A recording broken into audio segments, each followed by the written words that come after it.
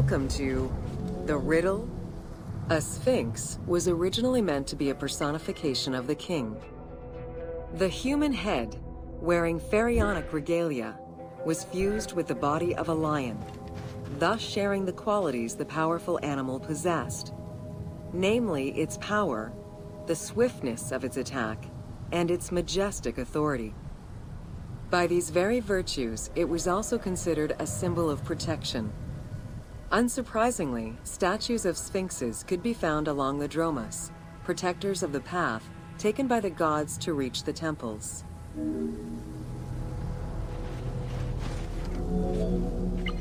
Over the centuries, enthusiasts and historians alike have wondered, who built the Sphinx?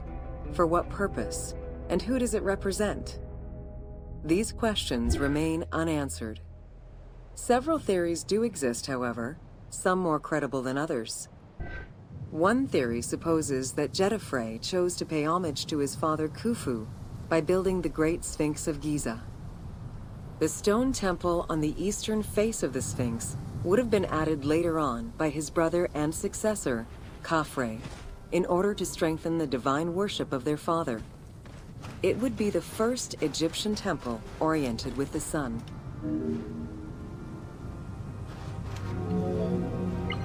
Another theory suggests that the Sphinx was built by Khafre and was meant to represent him.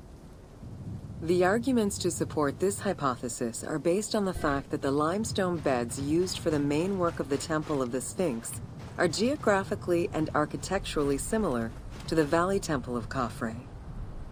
Some believe that Khufu himself built the Sphinx, which was later finished under his successors, Djedefre and Khafre.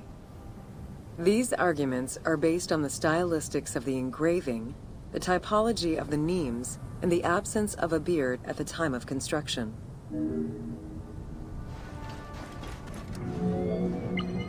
While ancient Egypt as a whole leaves a rather monochrome vision of its monuments and statuary, it is vital to understand that in ancient times, absolutely everything was painted.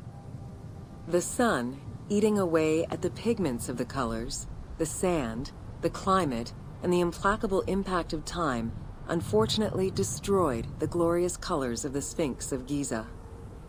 Documents from an Arab Egyptologist of the 12th century, Abd al-Latif al-Baghdadi, indicate that traces of red were still visible in his time.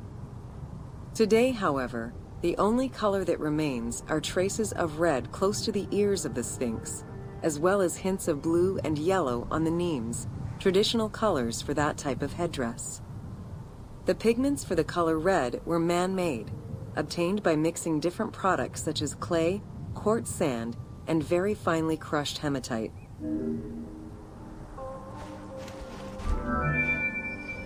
Red had a strong symbolism in ancient Egypt. It was both the color of life and the color of death. It could represent the sands of the desert or the brilliance of the sun. Red was also associated with the god Seth, vengeful and destructive. The Egyptian word for red, Deshur, is also the word which was used to signify the desert, or the royal crown of Lower Egypt. In art, red was also the color used to paint the bodies of men, while yellow was used for women. It is possible that there were also color restoration efforts during the Saite period about 600 years before Cleopatra's rule, as indicated by notes on the Inventory Stele, discovered in 1858 by Auguste Mariette. It is because of this that the team made the decision to display it with its full range of colors, even though the Sphinx's colors would have likely faded by Cleopatra's time.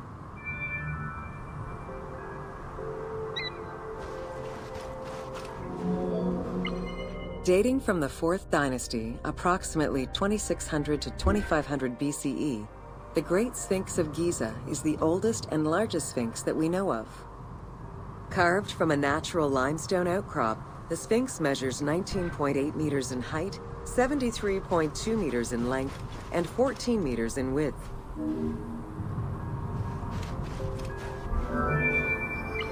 In order to bring polish to the imposing monument, several blocks of limestone were added after the initial construction phase. Since then, there have been numerous attempts at preservation. The polish present in the game integrates some aspects of modern restoration attempts. The team made this choice to present a more iconic version of the Sphinx of Giza to the player. Today, the Sphinx is called the Terrifying One. This appellation is translated from its Arabic name, Abu al-Hol, which in turn was derived from Baluba in Coptic.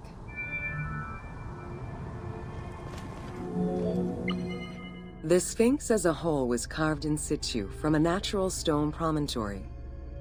Its head was built in a limestone peak of the Mukattam Plate, and the body was sculpted in the underlying rock layer where it is located.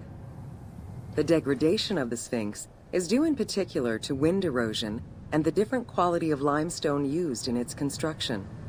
The level of sodium contained in the groundwater which abuts the stone is also a contributing factor.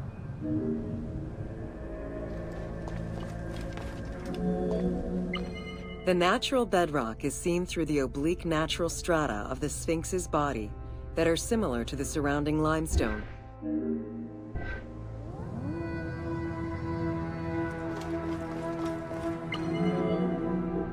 Since antiquity, people have always believed there was a hidden tomb deep within the Sphinx. It is thought that attempts to plunder the Sphinx began as far back as the First Intermediate period. Since then, numerous attempts to pierce the Sphinx's secrets have been carried out, leaving indelible scars upon the monument.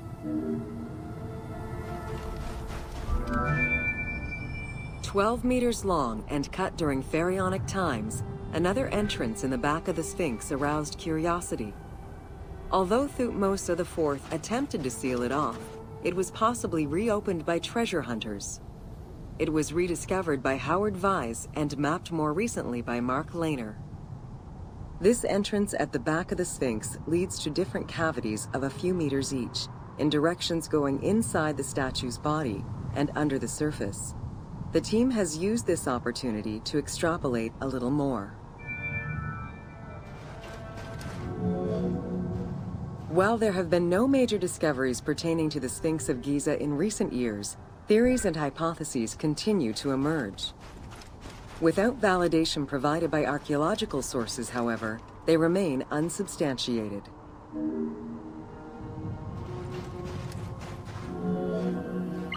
The first of the main theories as to the Sphinx of Giza's meaning posits that the Sphinx was originally a massive representation of the god Anubis.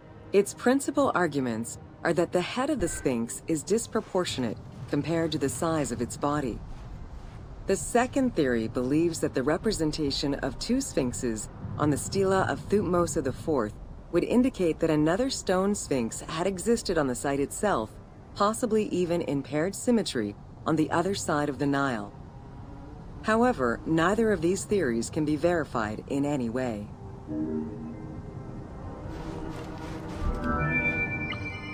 Several scientific projects using new technologies have been put in place in the past decades.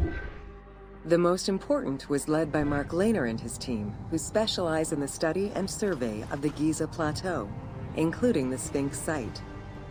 The mapping made it possible to see the materials used to construct the Sphinx, analyze the different layers of erosion, and figure out the most fragile areas to protect. After a few attempts at giving the Sphinx artistic proportions, the team instead decided to use photogrammetry mapping to faithfully reproduce the proportions of the Sphinx. What the Sphinx of Giza represented during its construction and how the Sphinx was perceived by the Egyptians of the New Kingdom are two very different matters. Originally a representation of the king imbued with the power of the lion, the Sphinx was eventually viewed as a direct representation of the Most Divine. It is theorized that kings of the New Kingdom believed that the Sphinx of Giza was the one who recognized and legitimized the ruler of Egypt. Thus, despite the fact the Sphinx of Giza was partially buried under the sand during his reign, Amenhotep II knew that the monument was of great importance.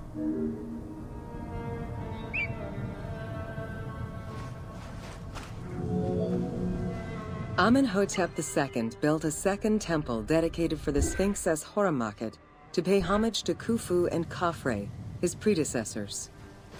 It became a common habit for this dynasty to spend time with their royal courts at the Sphinx. Its sanctuary became known as Setepet, the Chosen.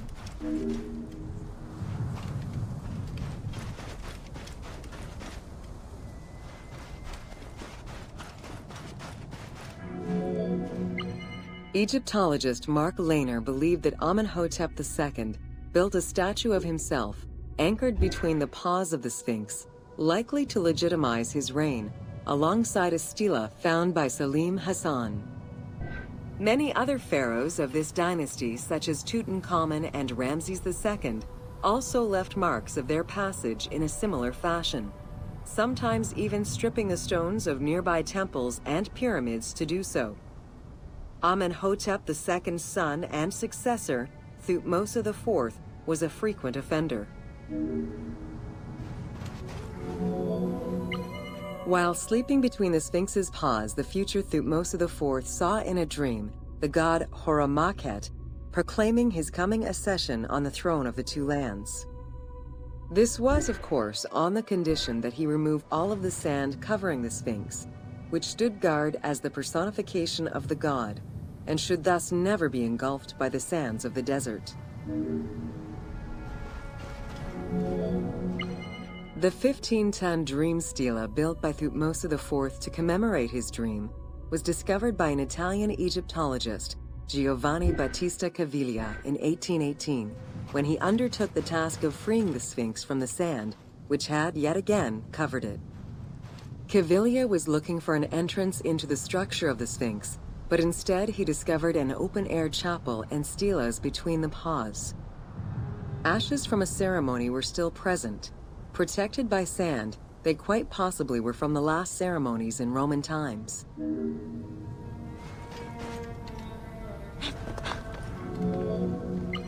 That same year, Caviglia discovered fragments of the Sphinx's beard that had probably been added during the New Kingdom.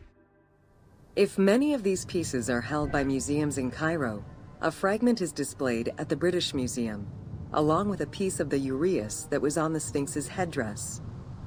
It is believed this fragment of beard was possibly kept in place thanks to the statue of Amenhotep II, which was supposed to be located under the head of the Sphinx.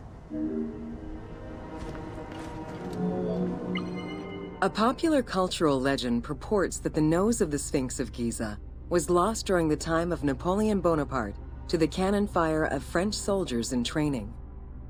However, engravings from before the time of that campaign already depicted the Sphinx without a nose, indicating that it had been removed before the French campaign.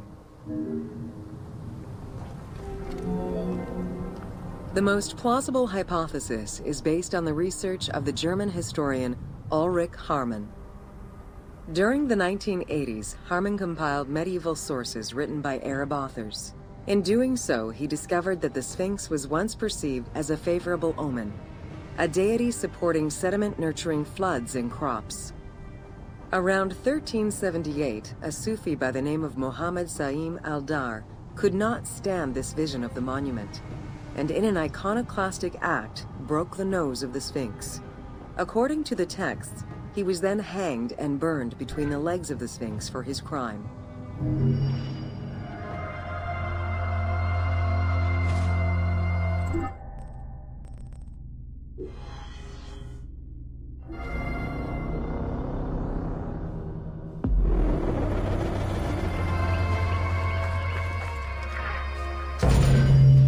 Welcome to Khufu's funerary complex.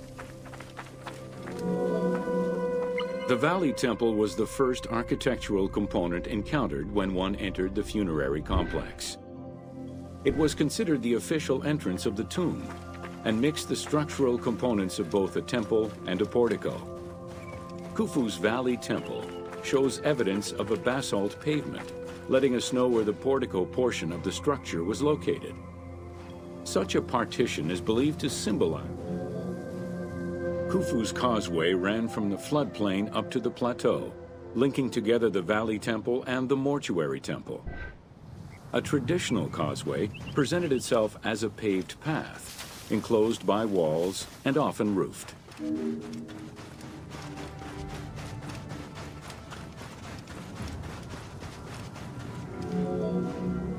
Fragments discovered by archaeologists indicate that the walls in Khufu's causeway, one of the longest known to us, were decorated with carvings and possibly paint. Depictions show a great variety of themes: stars on the ceiling, accompanied by scenes of battles on the walls. Other engravings depicted the creation of the complex by illustrating craftsmen at work.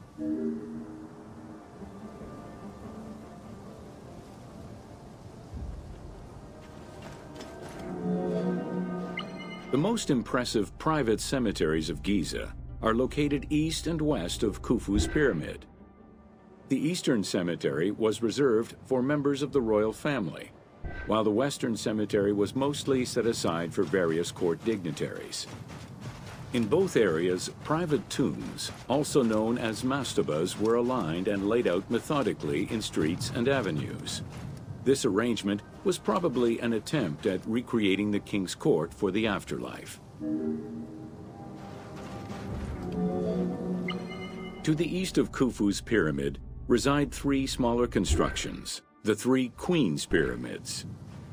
A sloping passage led from the ground surface to a burial chamber, cut out of the bedrock and lined with masonry. If it seems quite certain that these monuments were intended for queen's burials, the identity of the original occupants is hard to assess.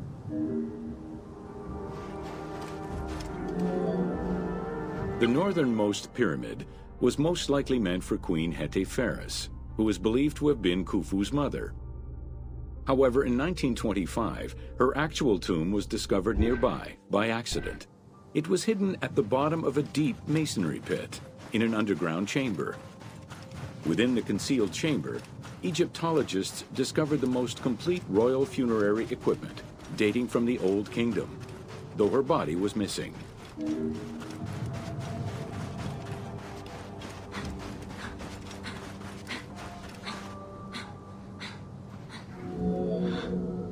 Within the vicinity of Khufu's pyramid, Egyptologists have uncovered 7 boat pits.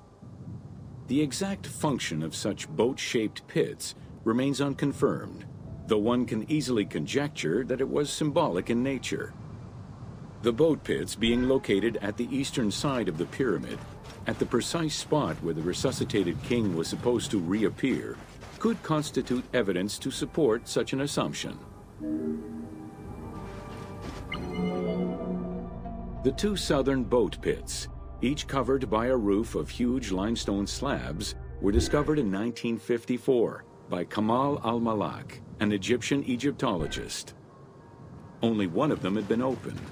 1,224 boat parts made of cedar wood were retrieved one by one and patiently reassembled by the master restorer Ahmed Youssef. This process took 28 years. Youssef worked by following lines of mortise and tenon joints and by stitching parts together with vegetable ropes, all in order to keep the design as authentic as possible.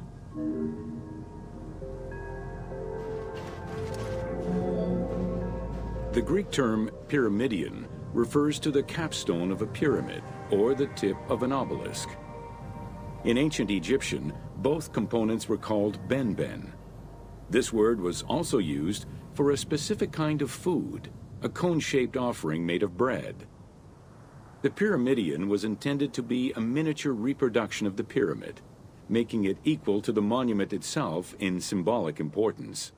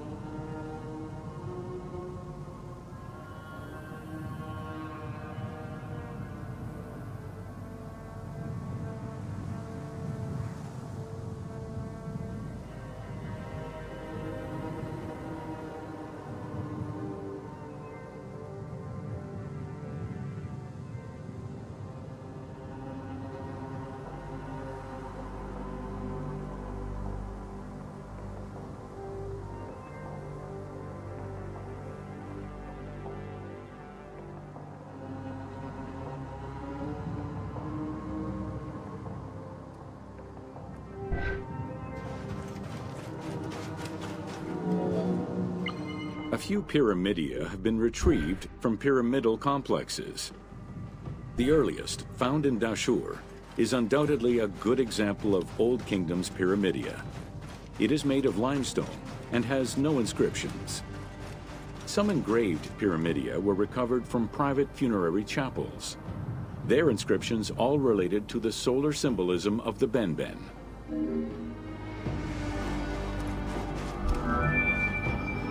The pyramidia of the pyramids of Giza were never recovered. The reconstitution you see in the game is fictive, incorporating a golden pyramidion bearing inscriptions relevant to Khufu.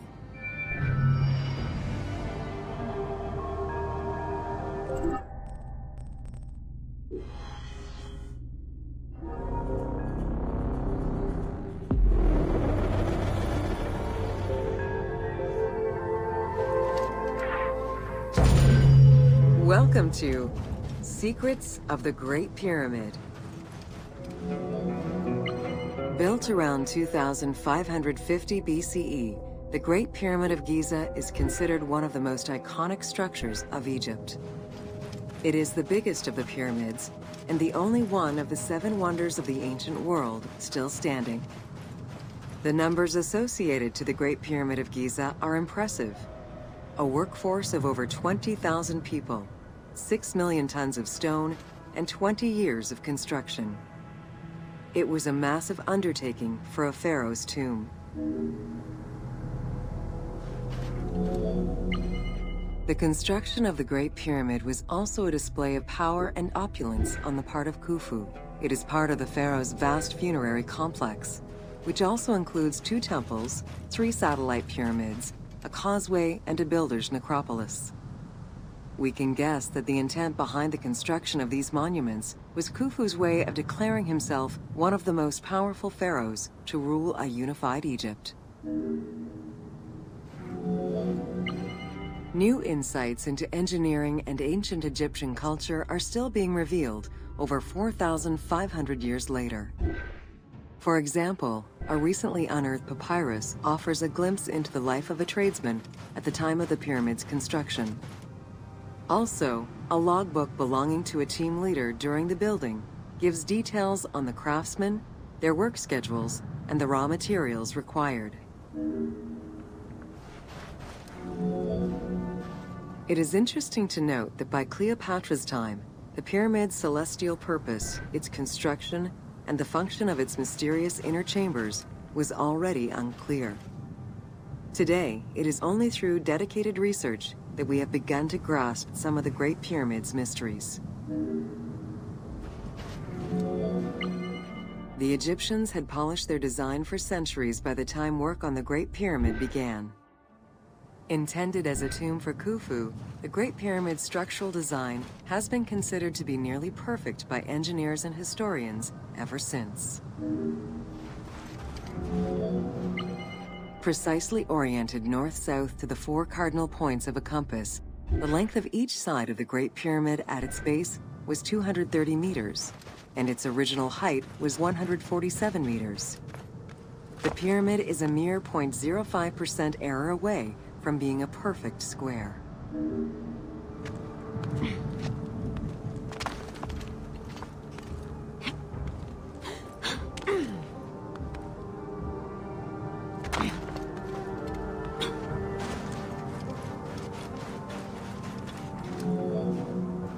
In order to achieve the shape of a true pyramid, the design required many considerations in the planning phases as well as precision during execution.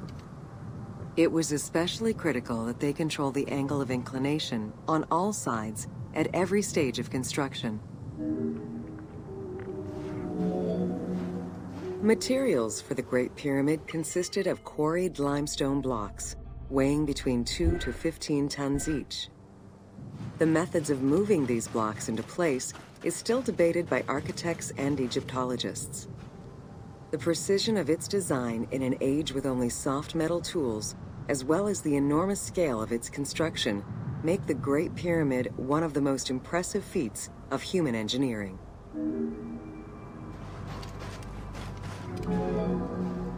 It's estimated that it took between 600,000 and 2 million blocks of stone to build the Great Pyramid. Experts calculate it would have required men to move 12 blocks every hour around the clock for 20 years to place the 2.3 million stones the monument is made of.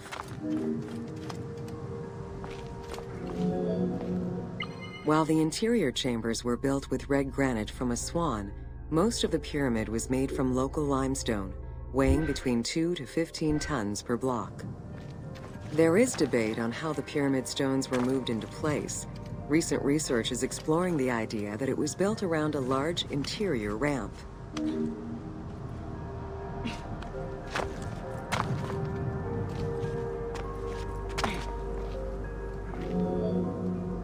The recently discovered logbook confirms that the high-quality limestone of the outer casing was brought by boat across the Nile from a quarry in Tura. Once complete, the smooth white polished stone of the Great Pyramid would have reflected the sunlight like a beacon, earning it the name the Horizon of Khufu.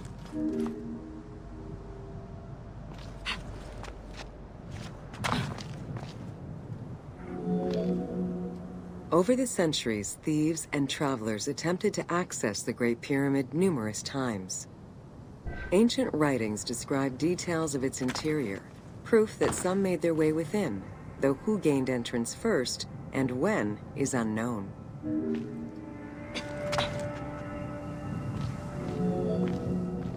The main entrance of the Great Pyramid is located 17 meters above ground level. It faces north, likely in order to align with the North Star. Though the entrance passageway had been discovered in antiquity, any further access into the Great Pyramid was stopped by massive vertical slabs of rock. As such, present-day visitors to the pyramid must use the Robbers' Entrance. The Robbers' Entrance is reported to have been opened in the 9th century by Caliph al-Mamun. In search of treasure, the Caliph had his men dig their way inside the Great Pyramid. The most likely scenario is that they enlarged a corridor which had been created by tomb robbers during antiquity. As such, this is how the team can justify access to this wonder. Attempts to gain entry to the Great Pyramid and uncover its potential secrets continued throughout the centuries. In the 19th century, the belief that another entry existed at the south side resulted in a hole being blasted into the pyramid's side, with no results for the damage that was done. While the search is still ongoing today to uncover more hidden rooms and passageways, conservation is the primary concern of all such efforts.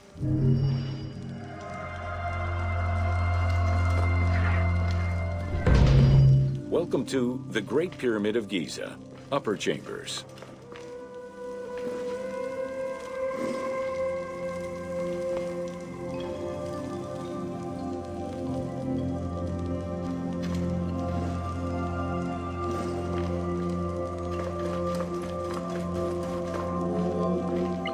At the entrance of the ascending passage are 3 granite flagstones estimated to weigh up to 25 tons each. They were used to protect the Great Pyramid from thieves. Undaunted by the granite blocks, the thieves simply dug into the softer limestone around them, thus creating the Robbers' Entrance. While in reality the Robbers' Entrance is one single cavity which leads to both passages, in the game, the team created individual accesses to either passage. As such, in the game, one entrance leads to the ascending passage, while another leads to the descending passage. The ascending passageway of the Great Pyramid provides a direct path into the Grand Gallery and is accessed 30 meters from the entrance along the descending corridor. Both corridors have similar dimensions and are designed with the same 26-degree incline. The ascending corridor has smooth masonry on its walls, and the layout includes many trapezoidal stones. Both the floor and ceiling of the passageway indicate that the passage was enlarged, possibly during or after the funeral. to allow workers room to move granite blocks meant to plug the corridor. The Grand Gallery's purpose is still debated among experts. It may have been intended to align with the stars, act as a buffer to protect the king's chamber, or simply to facilitate the transport of the granite blocks used inside the pyramid. Access to the queen's chamber was at the beginning of the Grand Gallery.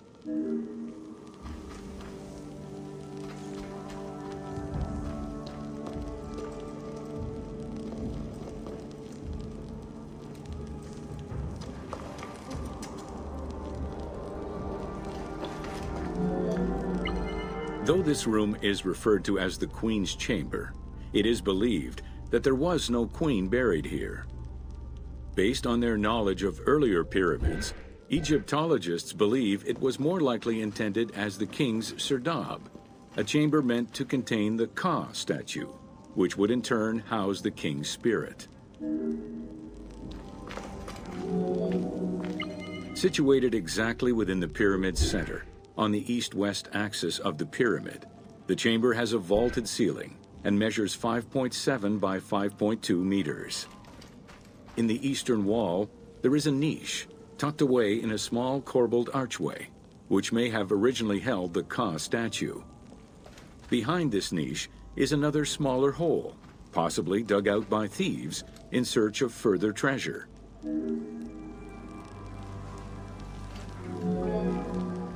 In the 19th century, two shafts were found running through the north and south walls. They each run in a horizontal line for 2 meters before sloping upward, and both are closed off with limestone blocks fitted with copper handles. Whether they were intended as ventilation shafts for workers or a celestial connection for the pharaoh's spirit is unconfirmed. A recent scan of the room indicated the presence of an unknown cavity hidden behind the north face of the walls over the descending corridor. Further investigation is still ongoing to ascertain the nature of the anomaly, so as to avoid risking damage to the monument.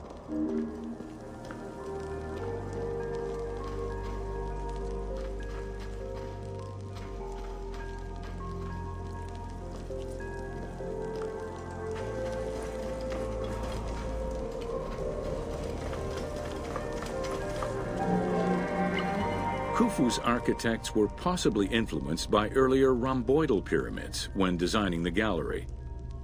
It is the longest corbelled vault ever built, measuring 47 meters long and 8.6 meters high. The walls were made to taper inward, allowing for better distribution of weight. As a result, the ceiling measures just over 1 meter wide at its highest point. Though this construction technique is present in other pyramids, few have the same precision and stability. While the space is visually dramatic, the gallery seemed to serve a practical function, though what exactly remains uncertain. Still, the wall design was undoubtedly meant to contribute to the stability of the structure, and its floor may have helped workers move the materials. A channel runs along the middle of the room. A movable floor originally rested in this central recess. The raised benches on either side are equipped with slots that may have been used to help position the granite blocking stones.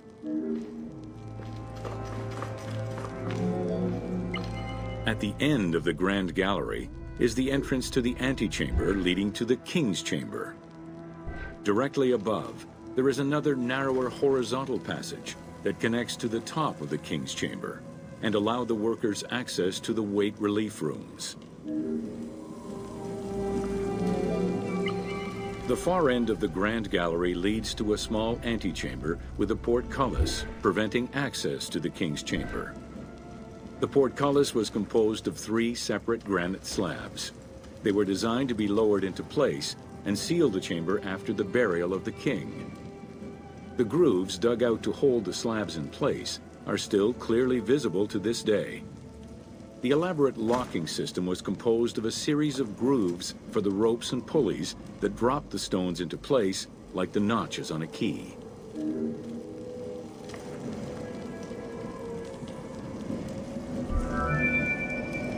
For the purposes of the game, the team elected to remove the portcullis slabs in order to grant the player access to the King's Chamber.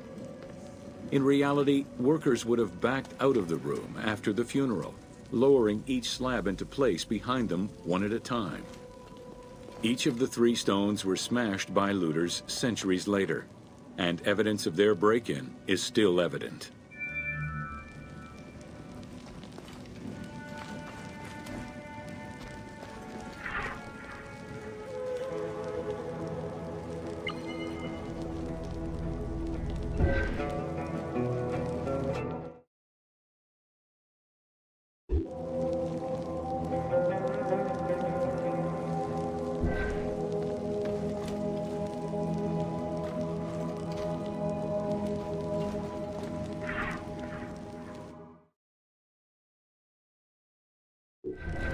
Welcome to Jean-Pierre Houdin's Theories.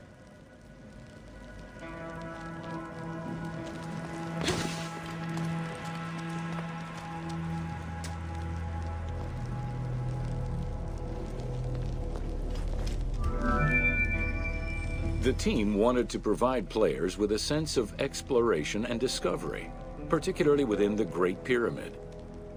As such, a decision was made that the internal design of the monument in the game would reflect Jean-Pierre Houdin's theories. While the antechambers of the King's Tomb have yet to be discovered, Houdin posits that this is merely due to a unique design, placing the pharaoh's tomb at the center of the pyramid. The entire tour you are about to take was designed along Houdin's hypotheses.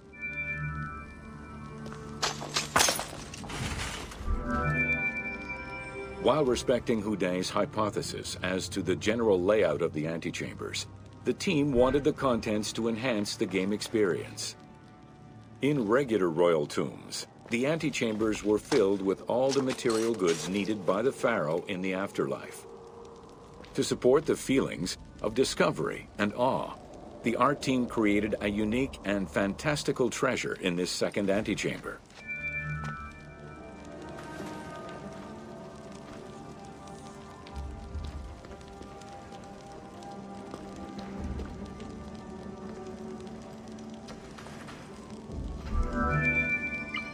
Houdin theorized that the ascending corridor and the Great Gallery were used by the workers to haul hoist the heavy beams above the King's Chamber. He called it the service circuit. The corridor you are in now was created by the team following Houdin's theory and is referred to as the Noble Circuit. It is through this corridor that the wooden sarcophagus containing the pharaoh's mummy would have been transported to its final resting chamber. With this structure in mind, one can easily assume that the pyramid's entrance would have been connected to the 2 antechambers. Modern research has revealed that a cavity might be located behind the north face chevrons of the pyramid. As such, the team chose to create this area for the player to explore. Here is where Houdin believes that the priests and nobles would have exited the pyramid after the burial ceremony.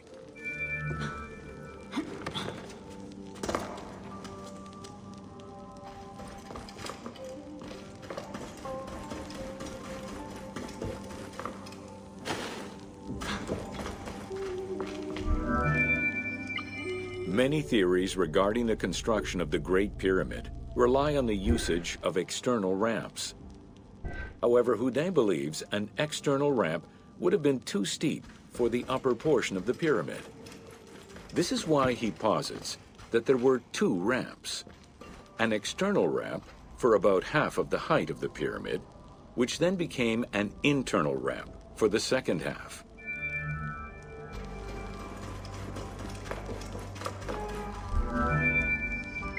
Houdin's theory states that this internal ramp followed the sides of the pyramid in an ascending spiral pattern. A notch discovered in the edge of the Great Pyramid, known as Bob's Room, seems to support this theory. Located at the corners of each edge of the pyramid, these large rooms would have allowed workers to turn the stone by 90 degrees, allowing them to continue the ascent. The team chose to create rooms, such as this one, bringing Houdin's hypothesis to life.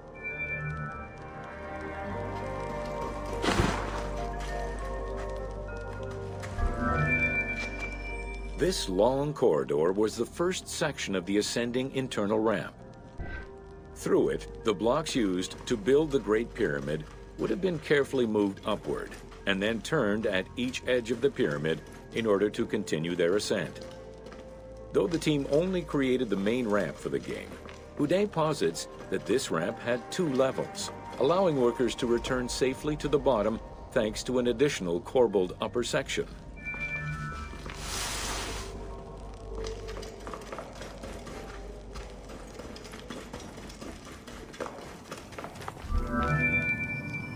According to Houdin, the start of the inner ramp was located at the base of the southeastern face of the pyramid. This location would have been the junction point of the external and internal ramps.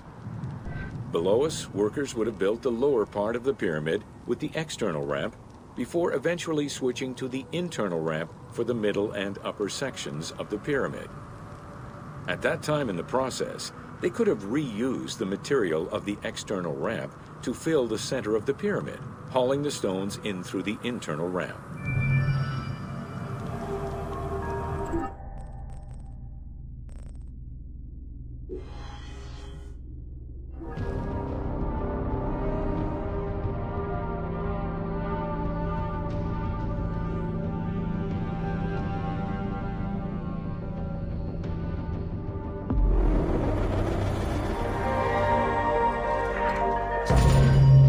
Welcome to the Great Pyramid Subterranean Chamber.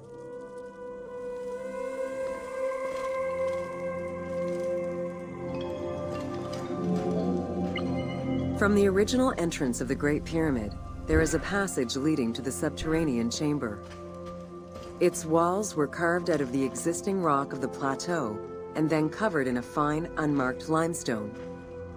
The descending passage has a steep 26-degree downward slope. Narrow and with a low ceiling, this pathway is long and challenging. While the original passage was 145 meters long, the team reduced its length and made it both wider and higher.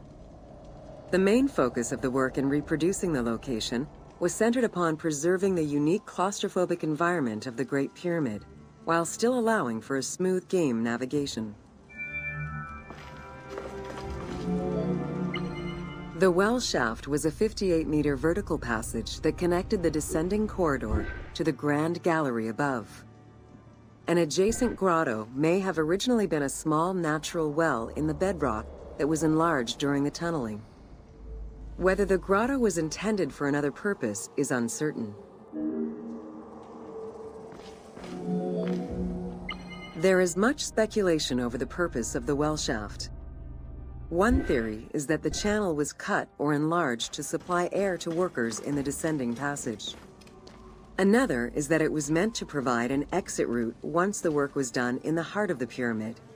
Without the well shaft, workers would have been trapped inside forever when the Grand Gallery was sealed. The opening at the bottom of the well shaft was most likely sealed by exiting workers to camouflage the passageway.